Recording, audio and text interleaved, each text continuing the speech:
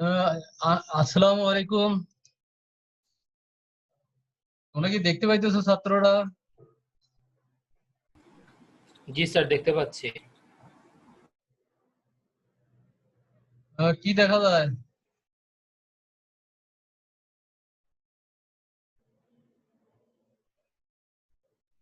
Sir, slide দেখা যাচ্ছে। এই দেখা যায়। জি স্যার। ঠিক আছে, তাহলে আমরা শুরু করে দেই। হ্যাঁ, খুব বেশি তো সময় নেই, আবার তাড়াতাড়ি সময় শেষ হয়ে যায়।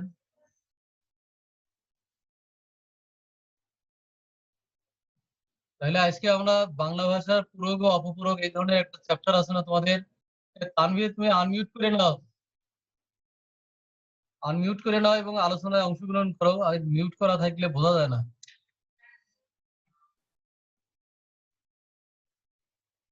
তাহলে বাংলা ভাষার প্রয়োগ এবং অপপ্রয়োগের ক্ষেত্রে কয়টা ক্ষেত্র আছে? চারটে ক্ষেত্র। সাধারণত চারটা, এছাড়াও আরো অনেকগুলো আছে, তবে আস্তে আস্তে করে আমরা সেগুলো আলোচনায় যাব। তার আগে এই চারটে বিষয় নিয়ে একটু আলোচনা করার চেষ্টা করি। শুদ্ধ প্রয়োগের ক্ষেত্রে লক্ষণীয় ত্রুটির যে ক্ষেত্রগুলো হচ্ছে। আসসালামু আলাইকুম স্যার। আসসালাম রহমতুল্লাহি বারাকাতুহু। ফারুক, আচ্ছা, এক নম্বরে ক নম্বরে হলো বানানের অশুদ্ধি। বানানগুলো আমাদের ভুল হয়ে যায়। খ নম্বরে হলো বাক্যে পদের অপপ্রয়োগ। গ নম্বর বাক্যে পদবিন্যাসের ত্রুটি। আর ঘ নম্বরে সাধু ও চলিত রীতির মিশ্রণজনিত ত্রুটি। এই চারটা কারণে বেশিরভাগ সময়ে আমরা আমাদের বাংলা ভাষার ভুলগুলো হয়ে যায় এই চারটা জায়গায়। কি কি? যে বানানের অশুদ্ধি, বানানগুলো ঠিকভাবে আমরা করতে পারি না বা লিখতে পারি না। দুই নম্বরে বাক্যে পদের অপপ্রয়োগ। তিন নম্বরে বাক্যে পদবিন্যাসের ত্রুটি। চার নম্বরে সাধু ও চলিত রীতির মিশ্রণজনিত ত্রুটি। ফারুক, কি শুনতে পাইতেছো? ফারুক, জি স্যার, শোনা যাচ্ছে স্যার। চারটে কি কি? চারটা কারণে যে আমাদের বাংলা ভাষায় বেশিরভাগ ভুলগুলো হয়ে থাকে, এই চারটা চারটা কি কি? আবার ফারুক শোনাও। স্যার, বানানের অশুদ্ধি। খ হ্যাঁ, নম্বর স্যার। স্যার, ক, বানানের অশুদ্ধি। খ, বাক্যে পদের অপ্রয়োগ অপপ্রয়োগ। হ্যাঁ, অপপ্রয়োগ। জি স্যার। গ, বাক্যে পদবিন্যাসের ত্রুটি। ঘ, সাধু ও চলিত রীতির মিশ্রণজনিত ত্রুটি। তো এগুলো একটু বলো তো যে কি ধরনের ভুলগুলো, একটু আলোচনা করে দাও দেখিয়ে। বানানগুলো ভুল হয় কেন আমাদের? স্যার, নত্যবিধান সত্যবিধানের ক্ষেত্রে অনেক সময় স্যার ভুল হয়, মানে যথাযথ নত্যবিধান প্রয়োগ একটা করি না। কারণ আছে। আর কি কি?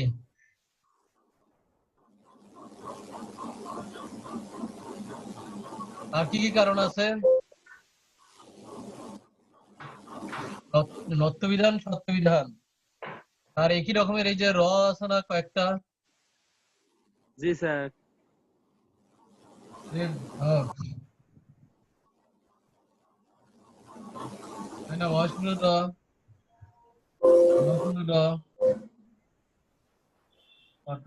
এগুলো আছে না?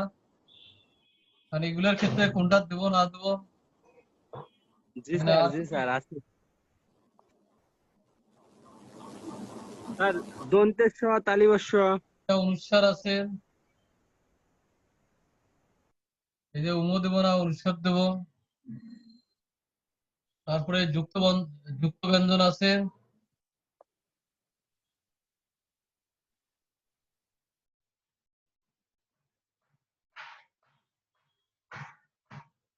এই যে যুক্ত হয়ে যায়, এগুলোর কারণে বানান ভুল হয়ে যায়, তাই না? বাক্যে পদের অপপ্রয়োগ যেমন একটা উদাহরণ দিতে পারবা?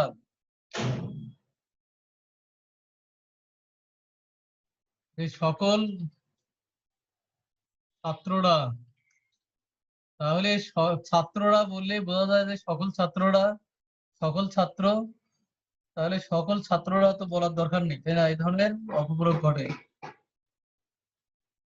বাক্যে পদবিন্যাসের ত্রুটি, এটা নিয়ে আমরা একটু পরে আলোচনা করব। সাধু ও চলিত রীতি মিশ্রণজনিত ত্রুটি। সাধু রীতি আর চলিত রীতি গুরুচণ্ডালী দোষ করে। তাহলে এই চারটা যেমন কারণে পরীক্ষা চলাকালীন সময় কেউ কথা বলবে না, চলাকালীন আবার হচ্ছে স্যার সময়, এটা তো হবে না স্যার। চলাকালীন সময়ে কোনো কথা বলবো না। হ্যাঁ, এটা কি হলো? এটা পদের অপপ্রয়োগ। অপ্রয়োগ। এই তো, তোমরা তো পারো তো দেখি। এবারে একটু আমরা বানানের চলাকালীন সময় এটা কি মানে বাহুল্য দোষের মধ্যে পড়ে? পরে তো, কারণ হলো যে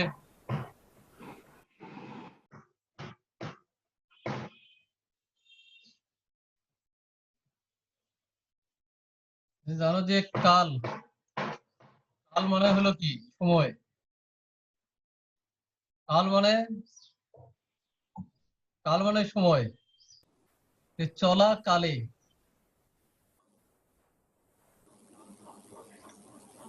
তাহলে কি ছিল? যে চলা কালে বা চলার সময়ে, নাকি? কাল মানে সময়, তাহলে চলার সময়ে, সময়ে তো কি হয়ে যায়? ও বহু হয়ে গেল না? হ্যাঁ নাফিজ, বহু হয়ে স্যার? গেল না? জি স্যার। চলার সময়ে, এই যে কালে, চলাকালীন সময়ে, তাহলে কাল একটা সময় আছে, আবার সময় আছে। যেহেতু বহু ঘটছে, কাজে এটা বাহুল্য হবে। জি স্যার, এটা বাহুল্য দোষ।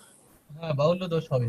আমরা এবারে একটু বানানের অশুদ্ধি বিষয়ে যাই, যে শব্দের উচ্চারণের অসতর্কতার কারণে বানানে ভুল হয়। উচ্চারণগুলোতে আমরা সতর্ক হই না, যে কারণে বানানগুলো ভুল হয়। একই ধ্বনির জন্য একাধিক হরফ বা সমধ্বনিযুক্ত ব্যঞ্জনে আধিক্য বানানের ভুলের জন্য মূল কারণগুলো অন্যতম। তাহলে একই ধরনের উচ্চারণ কিন্তু অনেকগুলো ধ্বনি আছে। একই ধরনের উচ্চারণ একাধিক ধ্বনি আছে, যে কারণে কোনটা দেবো, মূর্ধন্য ন দেবো না দন্তন্য ন দেবো। তোমরা জানো যে দন্তন্য এবং মূর্ধন্য ন দুইটা হলো উচ্চারণগত দিক থেকে একই রকমের। দুইটা উচ্চারণগত দিক থেকে একই রকমের। এক্ষেত্রে আমাদের একটু সন্দেহ লাগে যে মূর্ধন্য ন দেবো নাকি দন্তন্য ন দেবো। এই জন্য একটার জায়গাতে আরেকটা দিলে বানানগুলো ভুল হয়। তারপরে আবার দেখানো হয়েছে যে দন্ত, বিধানের নিয়মটা স্যার মাথায় রাখতে হবে। হ্যাঁ, নত্ব বিধানের নিয়মটা স্যার মাথায় রাখতে হবে। নত্ব বিধানও তো সবসময় খাটে না। এক নত্ব বিধানের নিয়মে দেখা যায় যে 42টা হলো ব্যতিক্রম। তোমরা তো ক্লাস 10-এ তো পড়ছো, তাই না? যে এগুলো হলো ব্যতিক্রম, আপনা আপনি বসে। তা আপনা আপনি বসলে তো আর নিয়ম চলে না। দন্তস্ব, মূর্ধন্য ষ, তালব্য ষ, এই যে তিনটে স আছে, তো কোনটা দিব? জি স্যার। এগুলো কি তোমরা ঠিক করতে পারবা? জি স্যার। সবাই ঠিক করবা যে দন্তস্ব, মূর্ধন্য ষ, দন্তস্ব, তালব্য ষ। এখন আমরা কিভাবে ঠিক করবো এগুলো? আমরা কি তিনোটায় রেখে দেবো, নাকি দুটায় রাখবো, না একটা রাখবো?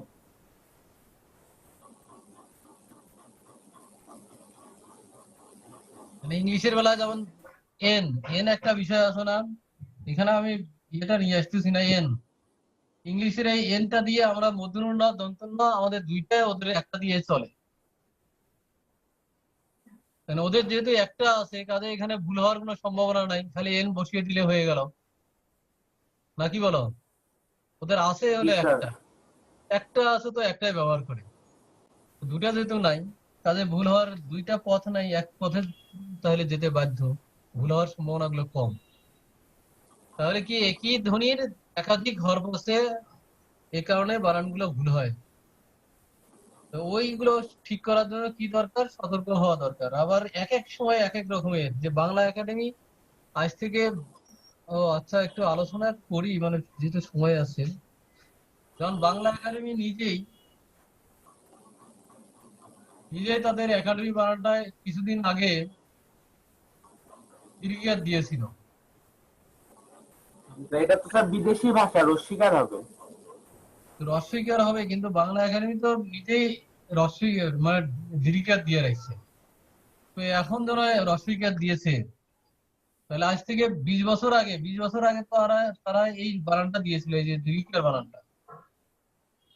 হ্যাঁ, 20 বছর আগে তারা দীর্ঘিকার বানান দিয়েছে না? 20 বছরও না, কয়েক বছর আগে। তা আমরা যদি সেই সময় এই যে রস্বীকার দিতাম, তাহলে তো ওরা ভুল ধরতো যে না, একাডেমি বানান দীর্ঘিকার হবে, রস্বীকার হবে না।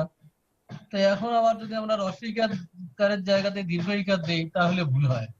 এই যে বানানের কোনো নির্দিষ্ট যে ইয়ে নাই, যে এই নিয়মটা আমাদের একদম ঠিকঠাক আছে। ইংলিশের বেলায় যেটা হয় যে প্রায় সময় ওদের একক বানান চলে, যদিও ইংলিশরা আবার এখন আমেরিকান বানানের কাছে গিয়ে একটু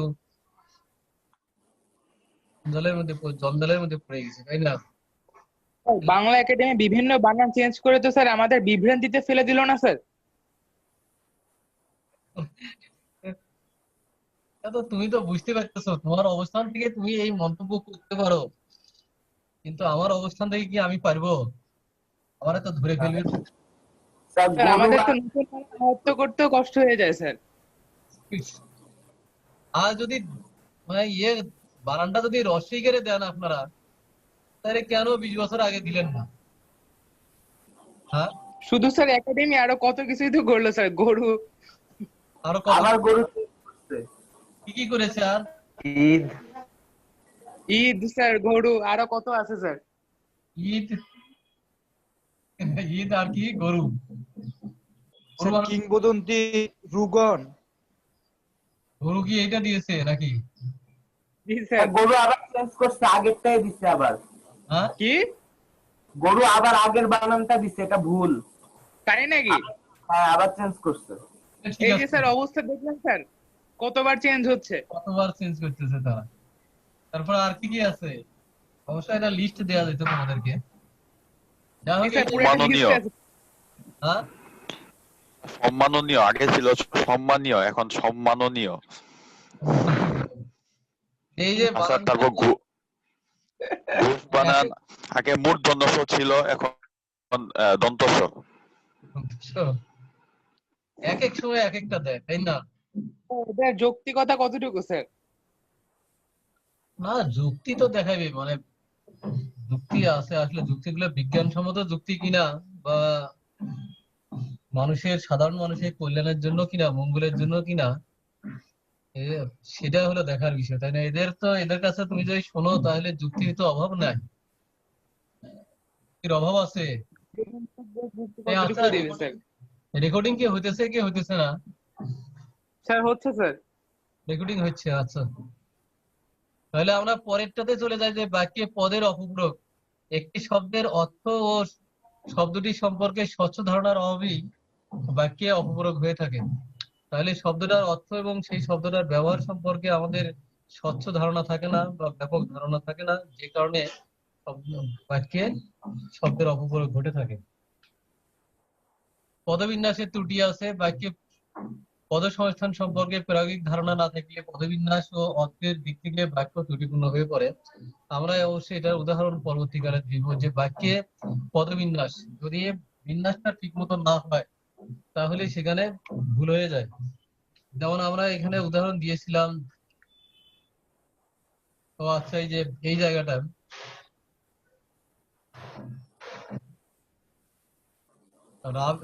তসলিম ভালো ছাত্র, আবিদকে শুধু দেখেছে।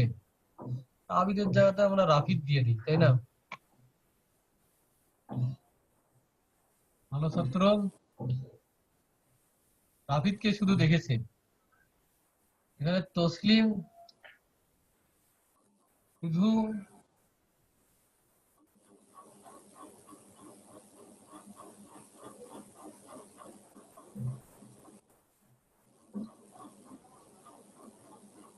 মুসলিম শুধু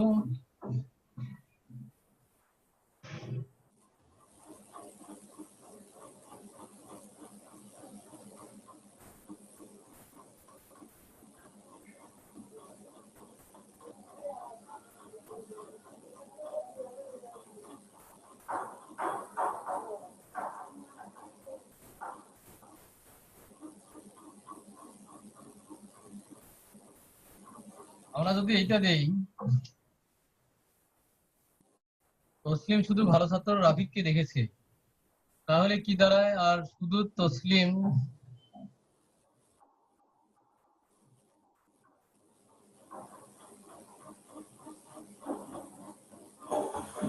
দেখো, যে তসলিম ভালো ছাত্র রাফিদকে শুধু দেখেছে, এখানে শুধুটা আমরা ক্রিয়ার আগে দিয়েছি, তাহলে কি হয়, যে অন্য কিছু করে নাই, রাফিদকে মারধর করে নাই, রাফিদকে গালিগালাজ করা নাই, রাফিদকে অপমান করা নাই, শুধু কি হয়েছে যে শুধু রাফিদকে দেখেছে তসলিম, তাই না? শুধু যেহেতু দেখেছে, ক্লিয়ার আগে দিয়েছে, অনুরূপ ভাবে তসলিম শুধু ভালো ছাত্র রাফিদকে দেখেছে।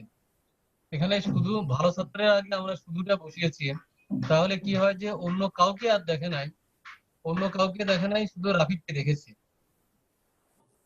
তাহলে এই শুধুটা বিভিন্ন জায়গায় বসানোর কারণে দেখো যে বাক্যের অর্থটা কিন্তু পরিবর্তন হয়ে যাইতেছে।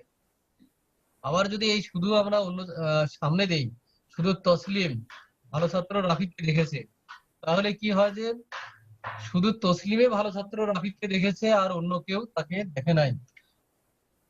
তোমরা কি অর্থটার ভিন্নতা বুঝতে পারতেছো? যে শুধু শব্দটা বিভিন্ন জায়গায় বসানোতে এই বাক্যটার অর্থ বিভিন্ন রকম হয়ে যাইতেছে। নাফিজ, নাফিজ কি স্যার। বুঝতে পারতেছো? জি স্যার। আমাদের দেখেছের আগে শুধু দিলে কি হয়? স্যার দেখেছিস মানে শুধু দেখেছে স্যার, অন্য কিছু করে নাই স্যার, এটা অন্য বলে কিছু করে নাই, অন্য কি কি করতে পারতো?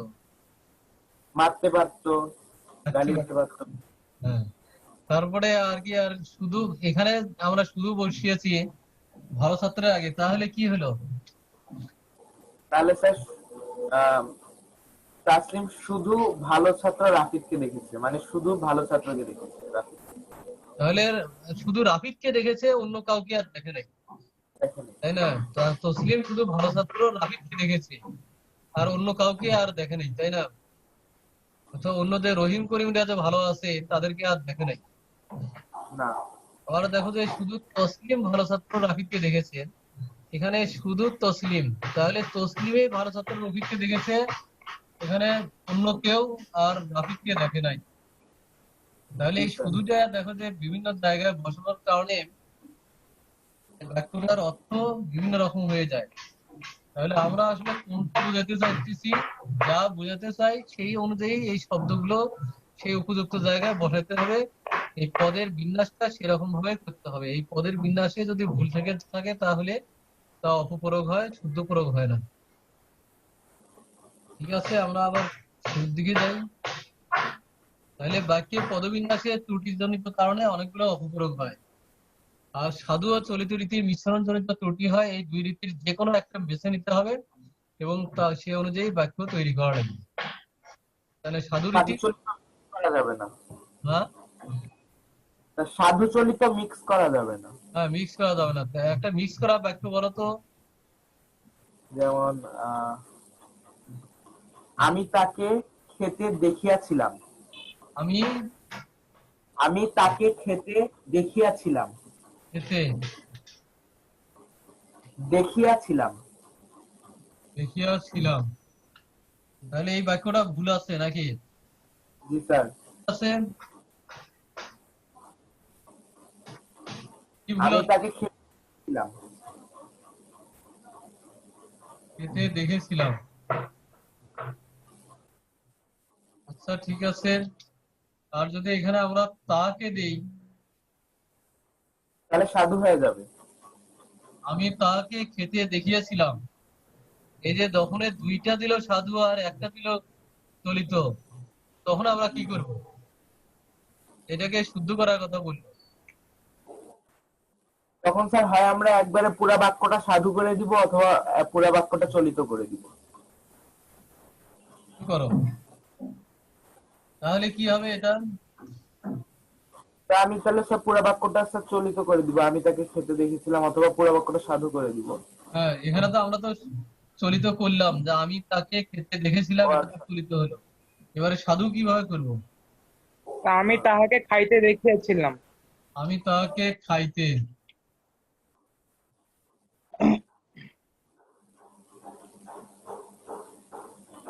খাইতে দেখিয়েছিলাম। ঠিক আছে, তোমরা এইভাবে পারবে তো? জি স্যার। দেখে খুঁজে বের করে তা ঠিক করতে পারবা। তাহলে আমরা পরের নিয়মে চলে যাই যে, ছিল স্যার, পুরানো ক্লাস থেকে একটা প্রশ্ন ছিল স্যার, করব? হ্যাঁ হ্যাঁ বলো।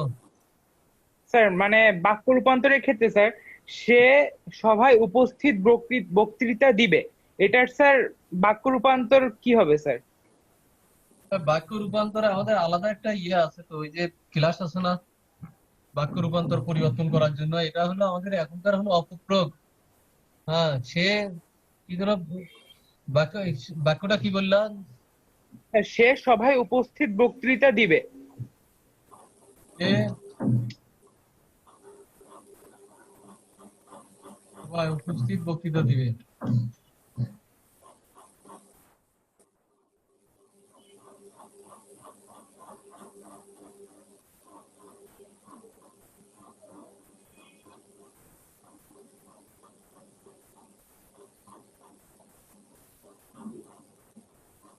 সে সভায় উপস্থিত বক্তৃতা দিবেন। এটা কি ভুল আছে?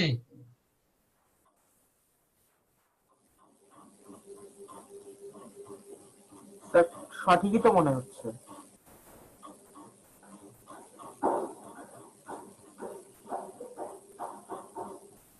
সভায় উপস্থিত বক্তৃতা দিবেন।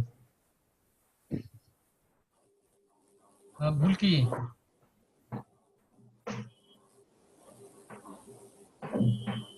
এটা কি ভুল ধরেছে নাকি? না স্যার, মানে এইটার বাক্য রূপান্তরটা কি হবে আর কি স্যার? মানে নেগেটিভ। ও আচ্ছা আচ্ছা, বাক্য রূপান্তর তুমি চাইতেছো। সে সভায় উপস্থিত বক্তৃতা দিবে। সে সভায় উপস্থিত বক্তৃতা না দিয়ে পারলো না বা পারবে না। কোথায় গেলাম?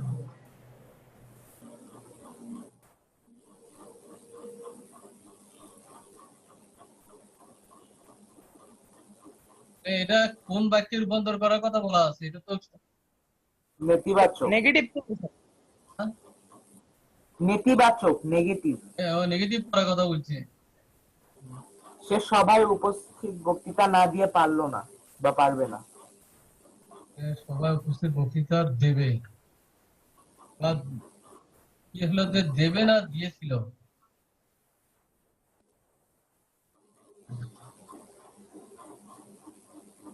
স্যার দেবে লেখা আছে। দেবে। দিয়েছিল, একই কথা, সমস্যা নেই। আরে এটাকে নেতিবাচক করার কথা বলছে। তাহলে জি সে স্যার। সভায় উপস্থিত বক্তৃতা না দিয়ে পারলো না। উপস্থিত বক্তৃতা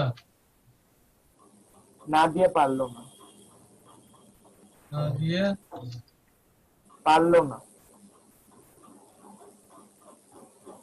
নেতিবাচক হয়ে গেল। আচ্ছা যাই হোক, এটা আমাদের বাক্য রূপান্তর। এখন আমরা একটু এতে চলে যাই।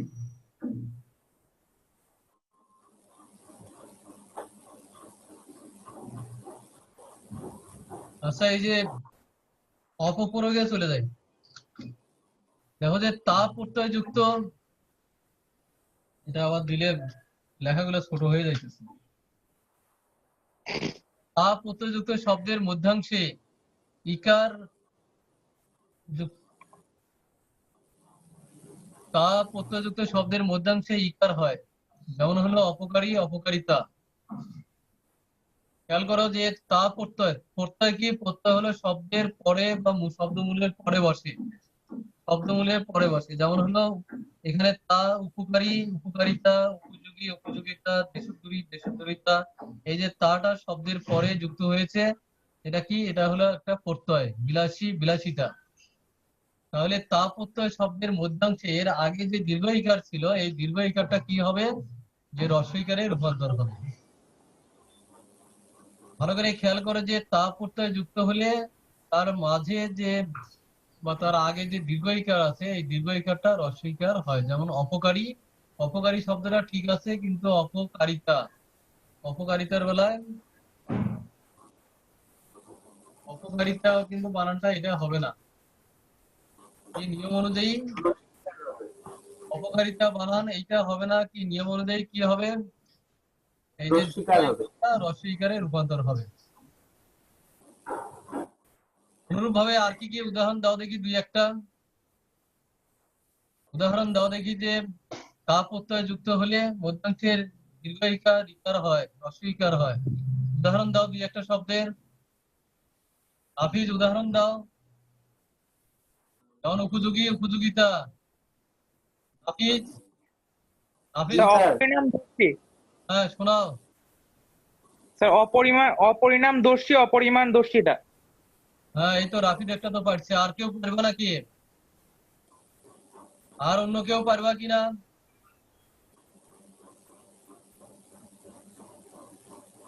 স্যার উপকারী উপকারিতা। উপকারী উপকারিতা, এই তো তোমরা তো পারো। আর আর দুটো একটা, আর দুই একটা দেখাও দেখি। বিলাসী বিলাসিতা, বিলাসী বিলাসী। বিদ্রোহিতা। হ্যাঁ। তারপরে দেখি আর কেউ এখান থেকে কেউ পারো কিনা। বিদ্রোহিতা। হ্যাঁ, মিতব্যয়ী মিতব্যয়িতা, তারপরে সত্যবাদী, সত্যবাদিতা। তুমি। বিরোধিতা। হ্যাঁ, এই তো বিরোধিতা। এবারে আমরা অন্য একটা বিষয় যাই। ইন প্রত্যয়ান্ত শব্দের এক বছরের রূপ হিসেবে বাংলায় ধনী, পাপী, গুণী ইত্যাদি হয়, কিন্তু নি উপসর্গ যোগে সমাসবদ্ধ হলে শব্দগুলো শেষে ইকার হয় না, ইকারটা বাদ যায়। এটা একটা কঠিন, যে ইন প্রত্যয়ান্ত, ইন যদি কোনো শব্দের পরে যুক্ত হয় তাহলে কি হয়, সেখানে ইনের পরিবর্তে দীর্ঘ ইকার বসে। যেমন আমরা উদাহরণ দিয়েছি কি, যে ধনী, ধন যোগ ইন মিলে কি হয়, যে ধনী হয়। ধন যোগ ইন ধনী, কিংবা আমাদের ইনের পরিবর্তে ধন যোগ ই ধনী। তাহলে মূল শব্দটা কি? মূল শব্দ হলো এখানে, এখানে মূল শব্দ হলো ধন। তো এখন যদি ধন। আমরা এই যে ই যোগ ধন, ও আচ্ছা, ই যোগ ধন, তাই নিধন, তাহলে কি হবে? কি হবে? নি যোগ ধন, নিধন। মূল শব্দ।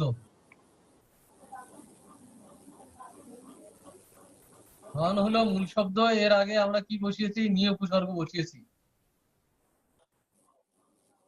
তাহলে যেহেতু বিসর্গ আছে, বিসর্গের কারণে রেফ বসলো বা র বসলো, তারপরে হলো ন,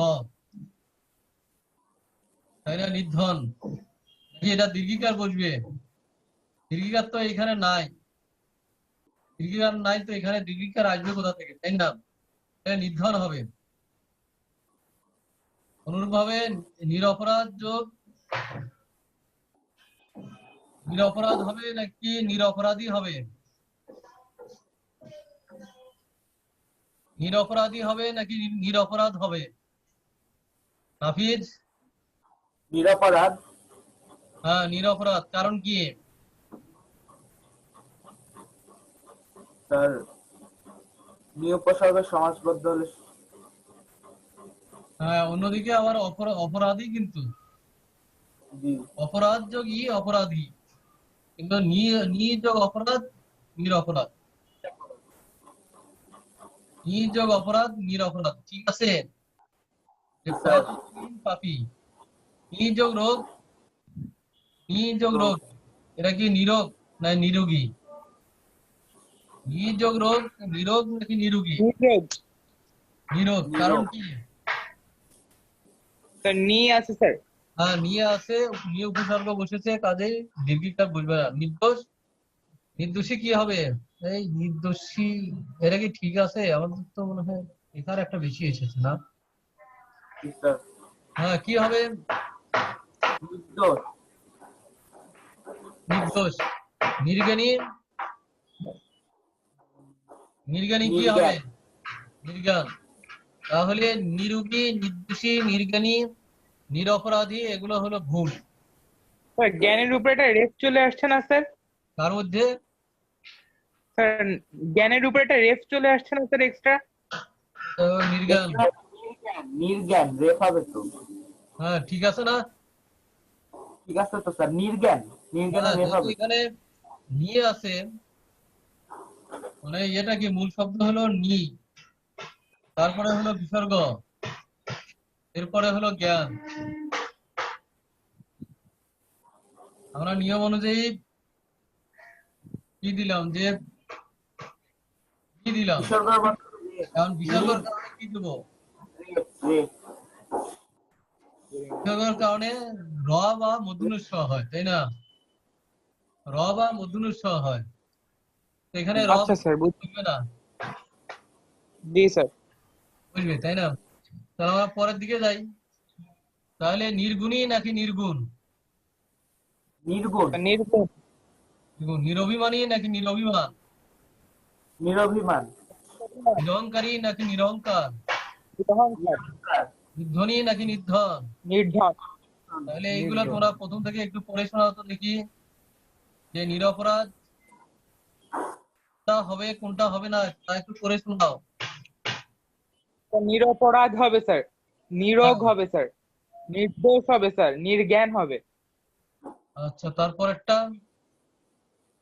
তারপর এটা স্যার নির্গুণ হবে, নিরভিমান হবে স্যার, তারপর নিরহংকার, নির্ধন। আচ্ছা, এই তো তোমরা পারো। পদবিন্যাসের ত্রুটি, এটা নিয়ে একটু আলোচনা করা হয়েছে, তাই না? যে বিন্যাসটা যদি হয়, তারপরে সাধু চরিত্ররীতি, যেমন তাকে কলেজে যাইতে হবে, এটাকে যদি দেয় তাহলে তাকে কলেজে যেতে হবে। স্বামীমার চিঠি দেখিয়া তিনি অবাক হইলেন, হইলেনের জায়গাতে তিনি অবাক হইলেন। এগুলো তো পারবা বুঝি। জি স্যার। আরে আমি একটু বোর্ডের একটা দুটো প্রশ্ন দেই তোমাদের, দেখি যে তোমরা পারো কিনা। ও আচ্ছা, আমরা পরের স্লাইডে চলে যাই, একটু সময় আছে। 2019 সালে এসেছিল, মেয়েটি বেশ বুদ্ধিমান। বলতো যে এটা কি হবে? এখানে কি ভুল আছে কি? তো মেয়েটি বুদ্ধিমতী। বুদ্ধিমতী হবে স্যার। হ্যাঁ, মেয়েটি বেশ বুদ্ধিমতী। বুদ্ধিমতী। বুদ্ধিমতী। তারপরে সব স্যার পাখিরা, এখন তো স্যার যদি বুদ্ধিমান ব্যবহার করা হয় তাহলে তো স্যার ভুল ধরা হয় না হ্যাঁ স্যার, মানে বুদ্ধিমান ব্যবহার করলে তো এখন আর কেউ ভুল ধরে না স্যার, মানে হ্যাঁ, মেয়েটি বুদ্ধিমান, বুদ্ধিমতী তো বলে না স্যার। কিন্তু পরীক্ষা যদি আসে আমরা কি করব? তো পরীক্ষায় আসলে স্যার ভুল স্যার। পরীক্ষা এখানে পাখিরা উড়ে গেল। পাখিরা আমরা- উড়ে গেল। সব পাখি উড়ে গেল। হ্যাঁ, সব ওখানে কি পাখি আমরা উড়ে গেল। পরীক্ষায় আসলে তো আমরা বিতর্ক করতে পারবো না, আমাদের নম্বর দরকার। তো নম্বরের জন্য যা জি স্যার। দরকার আমরা সেটাই করবো। আচ্ছা, সব পাখিরা উড়ে গেল। পাখিরা উড়ে গেল। হ্যাঁ, তাহলে কি হবে? যে সব পাখি উড়ে গেল। পাখিরা উড়ে গেল, অথবা কি দেওয়া যায়? সব পাখি উড়ে গেল। হ্যাঁ, সব পাখি উড়ে গেল। তোমরা তো পারোই দেখি আসলে। আমরা কি আর একটা দুটো উদাহরণ নেবো? সময় কিন্তু প্রায় শেষ। আর দু একটা দেন স্যার উদাহরণ। আচ্ছা, গীতাঞ্জলি দেখি। গীতাঞ্জলি এগুলো কিন্তু বোর্ডে এসেছিল। তোমরা আবার মনে করো না যে এগুলো খালি স্যার সহজ গুলো দেয় এই জন্য আমরা পারি। তোমরা দেখবা যে 2019 সালে এগুলো এসেছিল, রবীন্দ্রনাথ ঠাকুরের রচিত একটি কাব্যগ্রন্থ। তাহলে এটা কি হবে? এখানে ভুল কি? গীতাঞ্জলি রবীন্দ্রনাথ ঠাকুরের রচিত একটি কাব্যগ্রন্থ। তাহলে বানানটা কোথায় ভুল আছে? গীতাঞ্জলি হ্যাঁ, রসিকার হবে। গীতাঞ্জলি। বানানটা এই জায়গাতে ভুল আছে, তাই না? গীতাঞ্জলি এখানে কয়টা ভুল দেখছো খেয়াল করে? এই যে ইয়, এখানে এটা কিন্তু জয় ইয়, হ্যাঁ স্যার। Yes sir. এই বানানটা ঠিক আছে। গীতাঞ্জলি পরের দিকে তো রবীন্দ্রনাথ ঠাকুরের রচিত একটি হ্যাঁ স্যার, এগুলো ঠিক আছে। কাব্যগ্রন্থ, তাই না? ওগুলো ঠিক আছে। আরো লিখে দেওয়ার দরকার আছে? দরকার স্যার। না স্যার। কাটকুপি করে বসাইলে হয়ে যায়। এটা আছে, তাই না?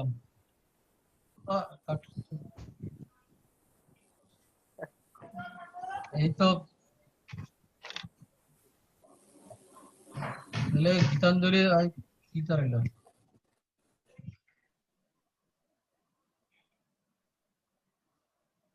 স্যার হ্যাঁ,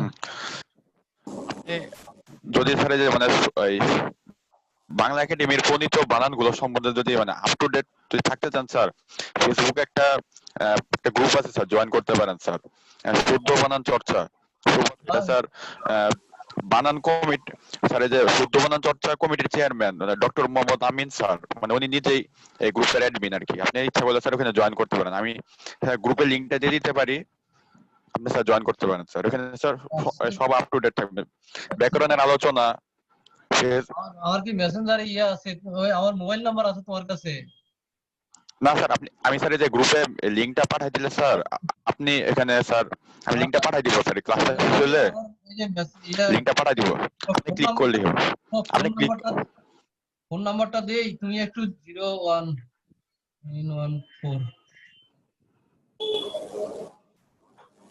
এটাতে একটা মেসেজ দিয়ে দিও, ওই নামটা গ্রুপের নাম আর আমি তো তোমার আমাকে যেন অ্যাড করে নেয় 01914945642। হ্যাঁ, মেসেঞ্জারে দিলে হয় কি যে মেসেঞ্জারে তো অনেকগুলো তোমাদের এই গ্রুপে ধরো যে অনেক মেসেজ দেয়, কোনো সময় দেখি যে 300 মেসেজ পড়ার বাকি, কোনো সময় 400 মেসেজ পড়ার বাকি, কতগুলো পড়ার সময় থাকে না। তুমি আমার এই মোবাইল নাম্বারে 01914945642 এইটাতে একটা মেসেজ দিয়ে দিও। হ্যাঁ, ঠিক আছে?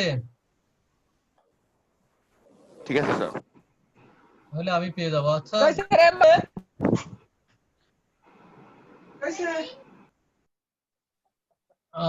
আমরা আবার একটু প্রথম দিকে চলে যাই, শেষ পর্যায়ে। এরপরে আবার ইনশাআল্লাহ আলোচনা হবে। বানানের ত্রুটি হয় কোনটা? 4টা কারণে। বানানের অশুদ্ধি, বাক্যে পদের অপপূরক, বাক্যে পদবিন্যাসের ত্রুটি, সাধু ও চলিত রীতির মিশ্রণজনিত কারণে ভুলগুলো হয়ে থাকে। বানানের অশুদ্ধি কি কারণে? শব্দের উচ্চারণে অসতর্কতার কারণে বানানে ভুল হয়। একই ধ্বনির জন্য একাধিক হরফ বা সমধ্বনির ব্যঞ্জনের আধিক্য বাংলা ভাষায় বেশি থাকার কারণে আমরা বাংলা বানানে বেশি ভুল করে থাকি। বাক্যে পদের অপপূরক, একটি শব্দের অর্থ এবং সে সম্পর্কে বিস্তারিত বা ভালো জ্ঞান না থাকার কারণে, স্বচ্ছ জ্ঞান না থাকার কারণে এই অপপূরক গুলো ঘটে। এই জন্য ডিকশনারি দেখে এগুলো ঠিক করা লাগে।